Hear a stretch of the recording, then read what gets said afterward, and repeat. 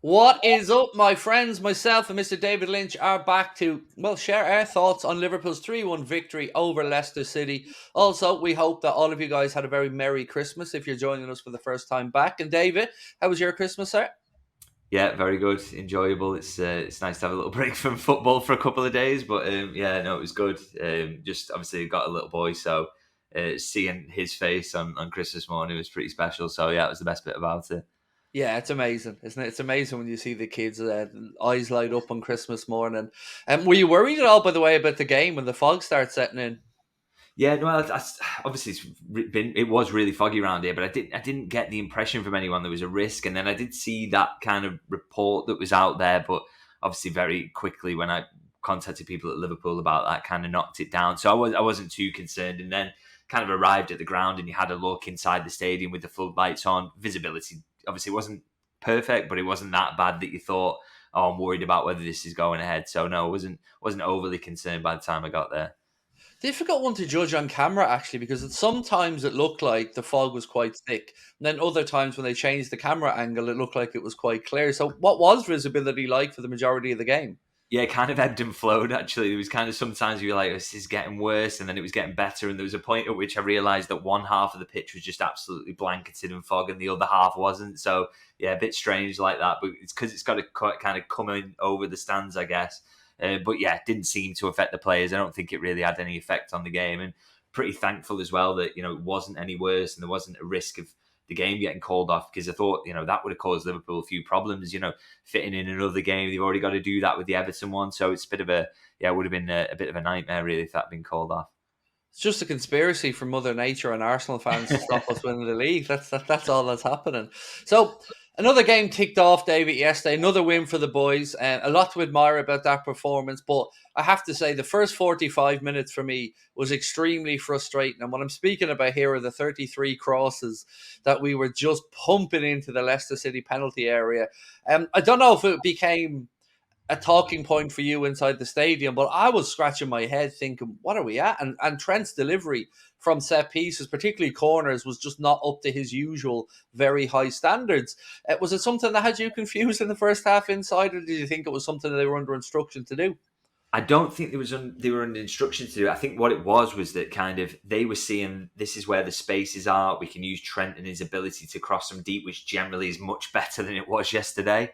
And thinking this is a way of hurting them. And also, you saw very, very early in the match, even before the Leicester goal, Cody Gakpo swings in across from deep and Salah almost turns it home. So maybe they think, okay, this is how we can hurt Leicester. But I think they got too obsessed with it, basically, and too, they just wanted to try it over and over. And it kind of probably became apparent by half time that actually Leicester had given them that space and thinking, we've got big defenders here who don't mind heading away aerial balls. So we're going to let you cross some deep positions. And I think obviously that was something that, yeah, it was a frustration to see that, because I think in all other elements of the play outside of, obviously they concede the goal and that is frustrating, but it's the only shot on target Leicester have it in the game in its entirety. So that can happen. But then, Liverpool were dominant in terms of keeping possession, in terms of pinning Leicester in, but they just weren't being kind of subtle enough in attacking areas, as you say, and that those crosses getting slung in constantly, it just wasn't working. So thankfully, they did nick one, didn't they, before half time? That gave everyone a lift, and it also gave Arne Slot an opportunity to kind of do what he does best at half time, which is to show them where the spaces are, how they should be approaching it, and they definitely did do that in the second half.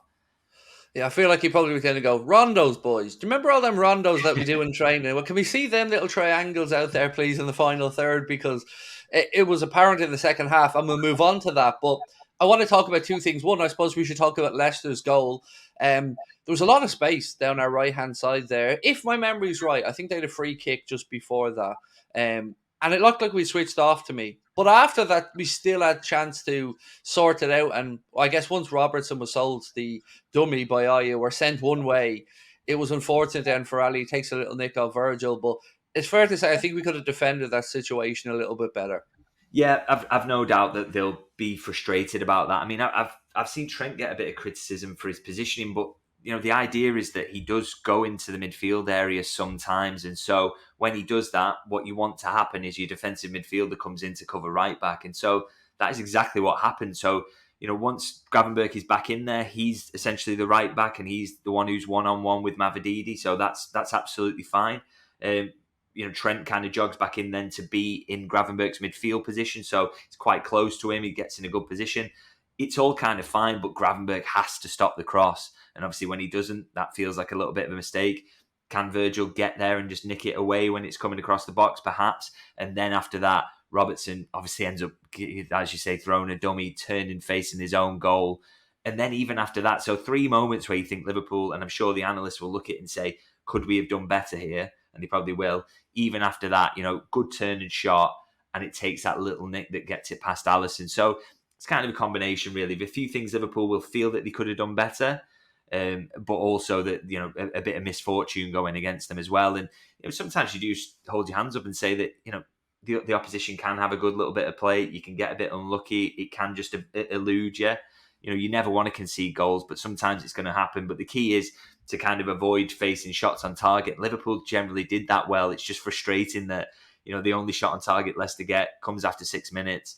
Gets a deflection, it ends up in the back of the net. So, kind of those things kind of happen, don't they? But it's, I'm sure that Liverpool and Arne Slot will also be looking for areas to improve there.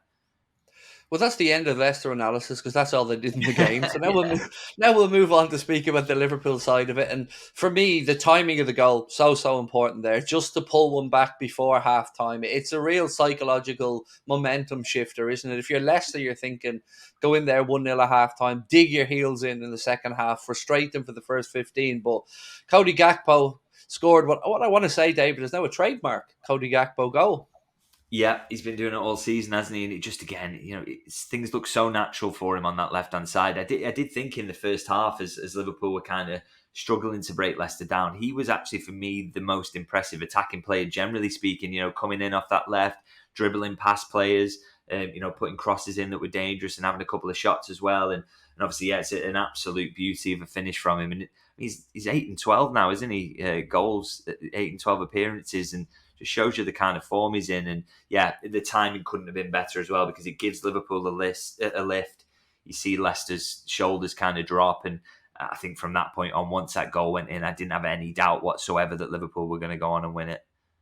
Yeah, I'm the same. That was the moment for me. I thought if it had gone in a half-time 1-0 down and we didn't score early in the second half, you're then shifting your mind to, okay, will we pinch a draw out of this? But once again, and we can talk about defensive lapses, but we also have to credit the psychological impact of being able to turn it around once again from a goal down. And to go in at half-time 1-1, as you said, Arne will then do his thing at half-time and show the boys what they were doing. And lo and behold, David, start of the second half, a little bit of a triangle on the edge of the penalty area, nice cut back, and there's Curtis Jones to tap it in.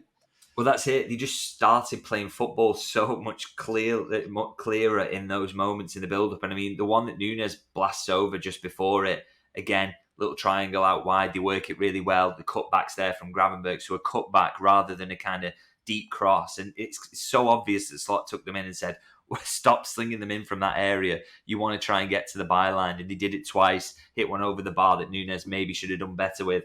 And then they get the goal straight away as well. So really nicely worked, kind of slick football that Liverpool really should have been playing from the first whistle. But the fact is that they can always kind of work things out in the second half, can't they? And they did. And I just thought it was a really well-worked goal. But Liverpool, had a few of those moments in the second half where they kind of picked Leicester apart and showed how good they are. Now, we can't talk about the second goal, I guess, without talking about the titanic level of length that it took VAR to go through and work that process. It was too long, David. It was just simply too long. They got to the right answer, I guess, but what I was wondering there was, when they're working through and you've got your VAR and your assistant VAR and there's multiple phases of play like there is, surely the assistant VAR can be moving on to be checking the second phase of play when you've got the first VAR looking at the first. And I get that they have a job to do, but I do feel like it just took too long at times yesterday. Yeah, I totally agree. It's so frustrating as well when you're in the ground, because you don't really have a clue what's going on. Even, we have the replays down by us, but you still, even on those, don't get an exact idea of what's being checked, where the lines are being drawn. It's so, it's a bit of guesswork, really. And for fans who don't have a screen in front of them, they must absolutely hate it. So it is frustrating. It's not just obviously the goal that they kind of checked at length. There was the one that they eventually do disallow, which again, 2 phases of offside, which they have to check. And again, I get why they can't split up and check them separately, because you need two, you want a VAR and an assistant VAR to kind of to rubber stamp it, to have, it's double checked and make sure there's no mistakes like, maybe Luis Diaz at Tottenham or anything like that. You don't want a repeat of that situation, but it's just, can they do it quicker? I guess the big thing that we got to talk about with that is how quickly can they get this semi-automated in, because it's so much better if it's just seconds and it's checked. You feel better about it, whereas this, it just adds a layer of dread to scoring goals that I can't explain, and just takes away from celebrations as well. I just really don't like it. So yeah, I cannot wait for that semi-automated to be brought in, because I think you would have got a decision so quickly on those goals or the non-goal, and it just would have made the spectacle better. And also, by the way, if we moan about refs, I'm quite happy to moan about added time in this one as well. Well, particularly in the first half, Oh, I thought 2 minutes was an absolute disgrace, considering the amount of time Leicester City players were on the ground in that game. And also, why did the ref stop the game at one point? We were in possession deep inside their half for what was clearly not a head injury. yeah, unbelievable. So 2 minutes, there was so many injury stoppages and Leicester players going down, which is absolutely within their rights. Obviously, they want to time wasted, particularly when you're 1 goal ahead. I totally get that. It's a professional game, and they are approaching it in a professional manner and trying to get through it with a win. But the fact is that the referee, and we saw this at the very start of the season, that adding on these kind of mad amounts of time, and that was something that was going to continue, and it's just we're not seeing that anymore. I don't know where they got 2 minutes from. It's absolutely crazy, because obviously you add in the Leicester goal itself, which should be about 30 seconds added on, then the stoppages for injuries. So how they came up with 2 minutes, and then within that 2 minutes of added time, Cody Gakpo scores and celebrates, which probably takes up 30, 40 seconds. And then they play 2 minutes and around 14, 15 seconds. They don't add on the actual goal to the added time. It's just one of the worst sort of, events of kind of timekeeping that I've ever seen in professional football, to be honest. And, it didn't matter in the end. But they really have to have a better way of doing this. I don't know how they measure it. They've got a stopwatch. Whether they sometimes just forget to press it or whatever, but they really, really do need to get better at that, because it's so frustrating. It really is. It really is. And yesterday, everybody in my chat when we were doing the watch along was the same thing. Where did they get 2 minutes from? It felt like somebody just wanted to go to the loo or something like that. It just didn't feel like they wanted to play it out. Just before we move on from Curtis Jones, actually, I want to speak about him a little bit yesterday. I thought for a player that's had a very, very good season, that was one of his poorer games for me yesterday. I didn't appreciate the performance from Jones as much as I have other games this season. Yeah, I think that's actually fair, and obviously he scores an important goal, and and he's not terrible, but he has performed better. And I think I don't think the midfield as a whole was absolutely sensational, actually, in terms of I thought McAllister absolutely grafted and obviously ends the game with 2 assists, but I thought Jones and Gravenberch both kind of didn't quite look like themselves yesterday. Gravenberch, I've got this little concern in the back of my mind about him being overplayed, and I'm a little bit worried about that. I have to say, and he looked leggy in a way that he hasn't very often looked like that this season. So that's one to kind of keep an eye on, because this will be his busiest season ever. And with Jones, no reason for him to kind of not be quite there. He's been in really good form recently.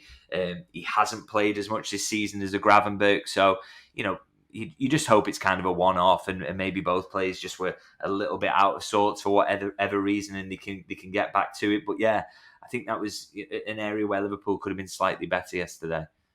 So we'll move on to speak about the midfielder situation as a whole in a couple of moments, because there are some things I'd like to say there. And you touched on Curtis Jones. What I love about the midfield and the situation Arna has now is it's almost like he has not 2 identical players, but he's got Jones and Szoboszlai, and he can pretty much put them in and out, put one in, put one out, and the levels don't drop. And I love that about the midfield this season.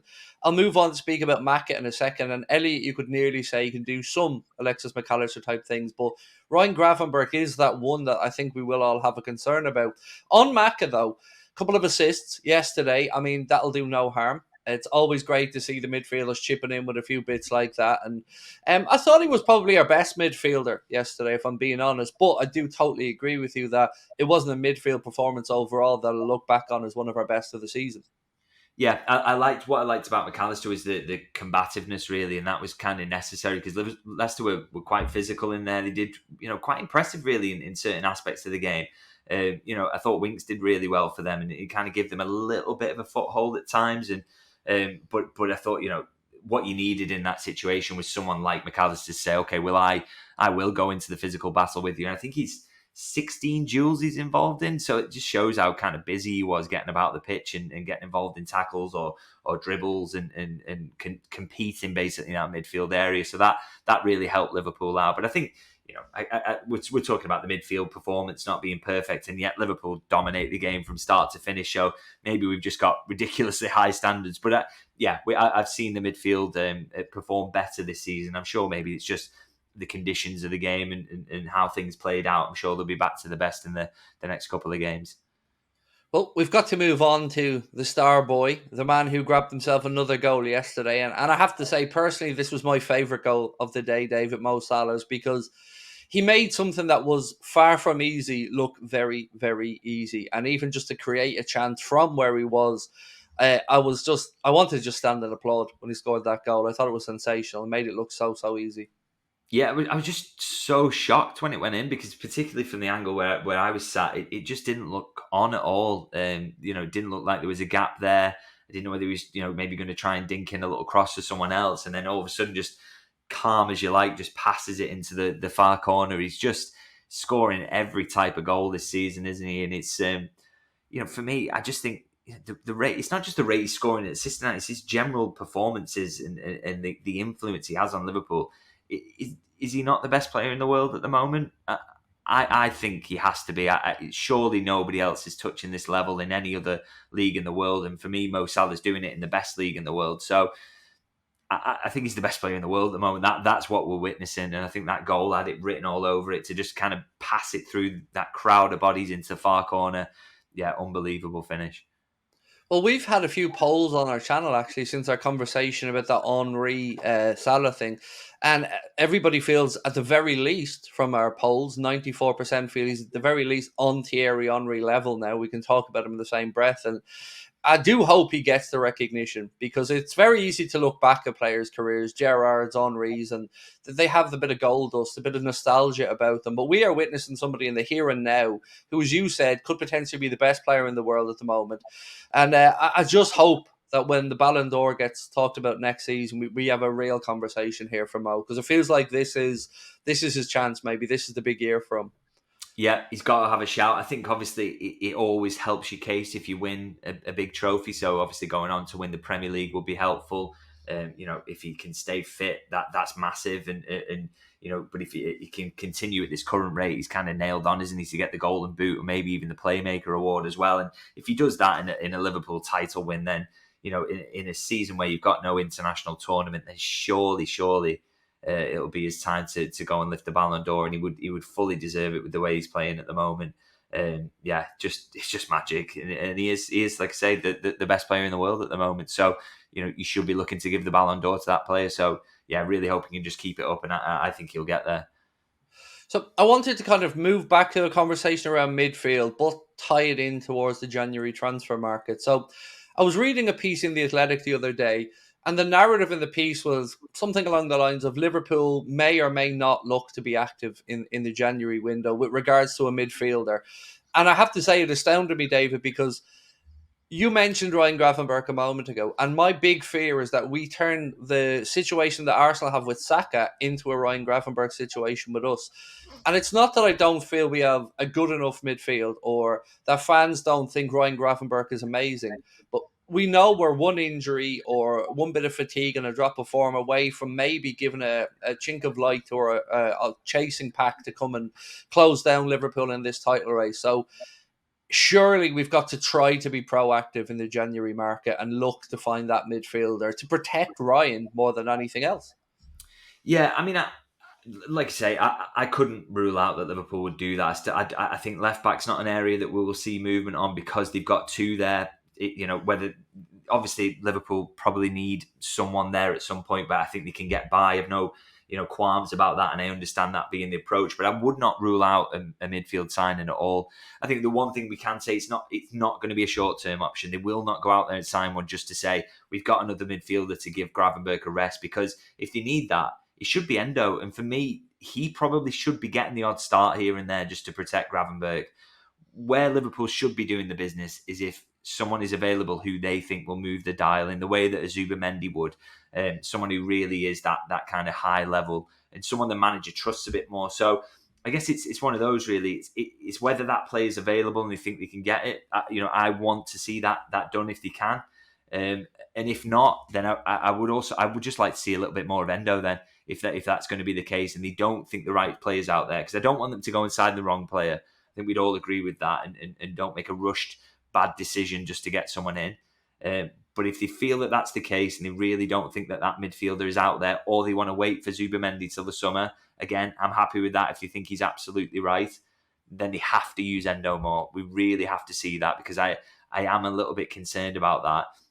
Not even necessarily an injury, because maybe he'll get lucky, but just fatigue, and just looking at that performance yesterday, just a little bit of worry there about that. And but if you need to protect him more, the option to do that is already there in Endo. And then if you can get something done that really is a long-term signing in that position, then again, they should do that. But yeah, those are the options there. And I just think continuing to do what you do, which is kind of running him into the ground a little bit, that shouldn't be considered an option, because he's already way on track for his biggest season in terms of minutes played. And you don't know what kind of effect that's going to have on him and whether he can reach that bar. Maybe he can, and maybe they know better than us on that. But I'm a little bit worried about that, I'd say that much. So there's 2 points around this midfielder search that I think I'd like to throw into the mix here. The first one is that the word opportunistic frightens a lot of Liverpool fans, because it kind of can be interpreted from the sense of, well, we're not doing anything, but we're going to just look and observe. And if something pops up that's cheap or seems like a good fit, we'll move. It kind of makes some people feel like maybe there isn't a scouting system there that has a list of 4, 5, 6 players on it, which would be the case. I've no doubt about that. The club would absolutely, when I mean opportunistic, to me, I think it feels like if one of the players that Arna wants happens to be available, and maybe we didn't think the selling club were going to be there, then we'll go ahead and do it. So that's one aspect of it. But the not bringing in a midfielder scares me as well, because we've got PTSD from title races where we have fallen away in the latter part of the season, whether it be through exhaustion, a lack of form, or whatever.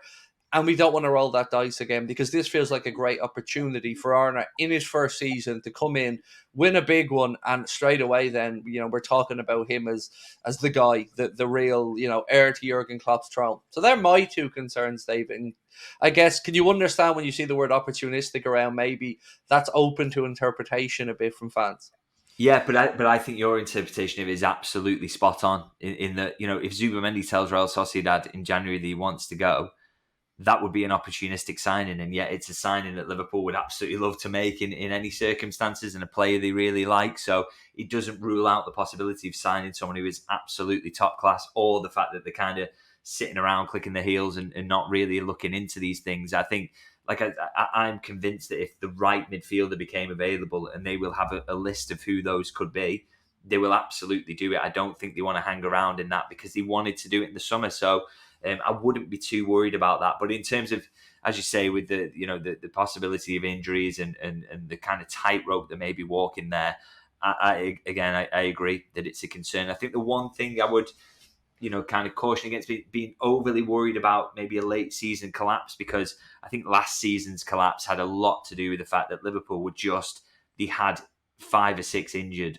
every single week for the entire season, basically. They did, it was just, that's one of the worst injury crises I've ever seen. And one thing that you hope will be better this season, and generally has been, is that Liverpool's injuries haven't been too bad.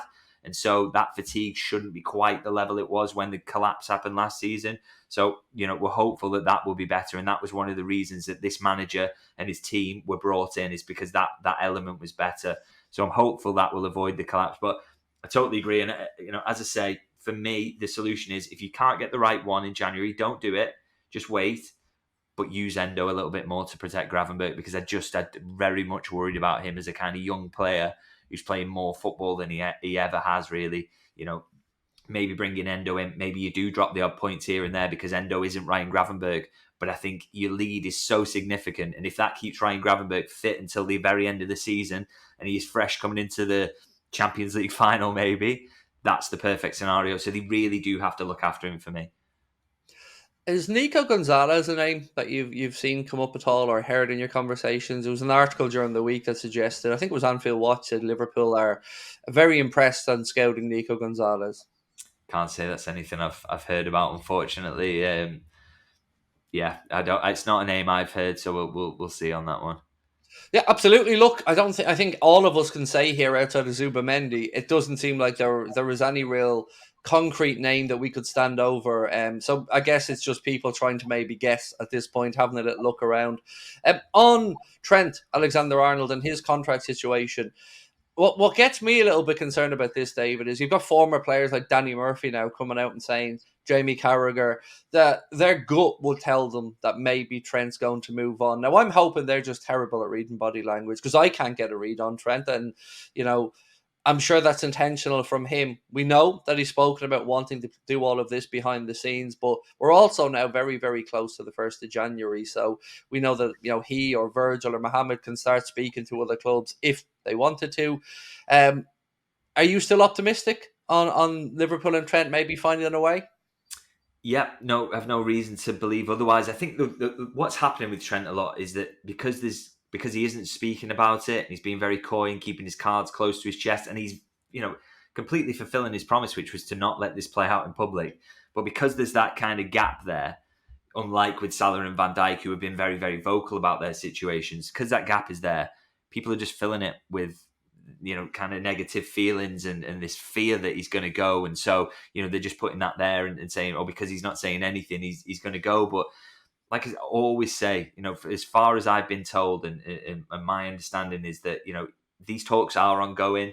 He's given priority to Liverpool. If he is going to go to Real Madrid, he certainly hasn't told Liverpool that. And he's stringing them along in a way that would be very unfortunate if he were to go by, engaging fully in contract talks with Liverpool. So I still lean towards the fact he will stay, and I don't have any reason to believe otherwise until maybe Real Madrid come with a big contract offer in January and it turns his head.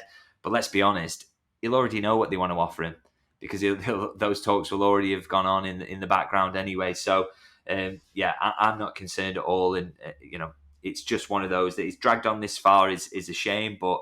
Liverpool are in talks with all three, and so we just wait for the actual concrete updates. And as I say, I warn people against, because there's not as much information out there about Trent, on filling those gaps in knowledge with negativity, because it's you might as well flip a coin. And as I say, any kind of journalist who I respect around it, and obviously my own reporting, I would say, is that he is at the moment giving priority to Liverpool, and those talks are ongoing. So until they stop, I still favour the idea that he stays at Liverpool. On contrast, I guess the other two gents, Salah and Virgil, everything around them has been very positive in the reporting. In fact, so positive that some are guessing, are we going to get an announcement there soon? So on those two, are you feeling confident, or are they moving in the right direction from your understanding? Yeah, I think it's positive that we're not hearing from Mo again at the moment. That shows that things are probably moving in the right direction. That's good. And Virgil, I've always been extremely confident about the Virgil one. Again, he reiterated this week how much he wants to stay, and Liverpool obviously want him to stay as well. He's absolutely world class. So yeah, I still lean towards positivity. I mean, I do generally speaking, but I do around this because I just think there's evidence to suggest why that should be the case. So I wouldn't read into things too much either way, but generally speaking, I just believe that all three will end up staying. And last question before we let you go: the Kanade and Bradley situation. Do we know any updates? Well, we know Arna was. I keep saying Jurgen. I do this all the time, by the way. It takes so much getting used to. Arna giving a little bit of an update today. I mean, what's the latest on them? Yeah, so he did his pre-West Ham press conference last night and was asked if it was a possibility for both players to be involved in the Manchester United game. And he said, yes, of course, they won't be in the West Ham game. We can say that, but they're both getting closer to returning to training, and so possibly could have a chance to the United game. which is obviously a huge boost. I mean, if Liverpool can get to that game with a fully fit squad, and just at the turn of the year, there you'd be feeling very, very good about the position they're in. So yeah, good news that they're both possibly in contention for that one. So looking forward to having them back. Nice one. David, thank you so much for another great little bit of insight after the game. And what have you got coming up yourself this week, work-wise? Yes, I've got a little look at Andy Robertson's situation at the moment and what Liverpool's kind of plans around a left back in January are. That's something that's on my Substack today if people want to check that out. And of course, obviously, just looking forward to West Ham and the post-match review on YouTube. So hopefully talking about another win on there. Well, do check that out, my friends. And thank you to Mr. David Lynch for joining us. And of course, to you guys for watching and listening. We will catch up with you soon. Take care. Bye-bye.